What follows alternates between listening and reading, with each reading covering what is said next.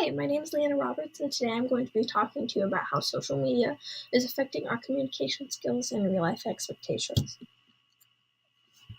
So, in our day and age today, there is a lot of access to social media and anything on the internet. So, about 75% of teenagers today use cell phones, and 25% of them use their cell phones for social media. So, this information, the percentages wise, is a little bit outdated, so the percentages may have increased over the past 2 or 3 years. And many of them also said that they spend about 7.5 hours a day on social media.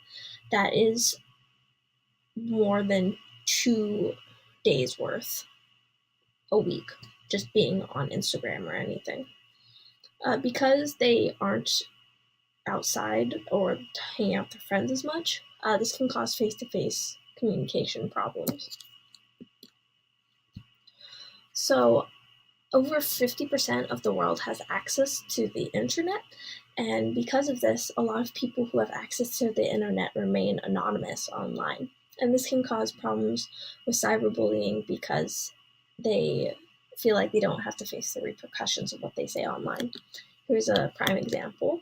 So this is a thread of comments on a video on YouTube, and if you notice, all of these people, none of them are using their actual names as their username, and none of them have a photo of their actual face. And so because of this, it's hard to track people online to face the repercussions for what they say, so they just feel like they can say whatever they want and they won't get in trouble.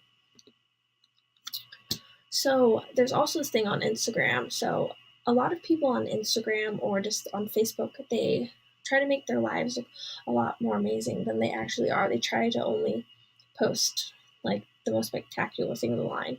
And because of this, there's like this thing called an aesthetic where people want a certain type of feed on their profile.